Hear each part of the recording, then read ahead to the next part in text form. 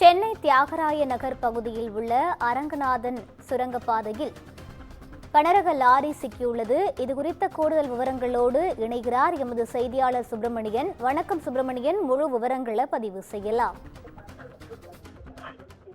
Chennai D நகர் வெங்கட் நாராயண சாலையில் தனியார் கட்டுமான நிறுவனம் ஒன்று செயல்பட்டு வருகிறது. அந்த நிறுவனத்துடைய சார்பில் கட்டிடங்கள் கட்டும் பணி என்பது மேற்கு சைதாப்பேட்டை கோவிந்தன் சாலையில் நடந்து வருகிறது.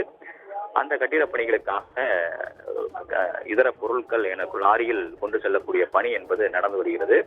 வெங்கட்நாராயண சாலையிலிருந்து மேற்கு சைதாப்பேட்டை கோவிந்தன் சாலைக்கு JCB எந்திரத்தை கனரக லாரி மூலமாக அந்த ஊழியர்கள் கொண்டு செல்லக்கூடிய முயற்சியில் ஈடுபட்டனர். அப்போது சைதாப்பேட்டை அரங்கநாதன் ரயில்வே சுரங்கப்பாதை வழியாக செல்லும் போது அந்த சுரங்கப்பாதையில் அந்த JCB சிக்கிக் கொண்டது.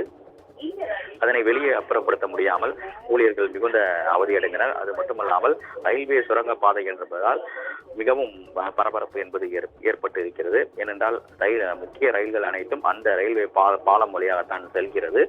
தென் மாவட்ட ரயில்களிலிருந்து மின்சார ரயில்கள் வரை அனைத்து ரயில்களும் அந்த பாலத்தை தான் பயன்படுத்திக் கொண்டிருக்கிறார்கள். இந்த நிலையில் அந்த JCB சிக்கி இருக்கக்கூடிய சூழ்நிலையில் அதனை தனித்தனியாக கலட்டி இருந்து அப்புறப்படுத்துவதற்கான நடவடிக்கையில் தற்போது ஊழியர்கள் ஈடுபட்டுக் கொண்டிருக்கிறார்கள். தகவல் அறிந்து சம்பவ இடத்திற்கு போலீசார் சென்று விசாரணை மேற்கொண்டு வருகிறார்கள்.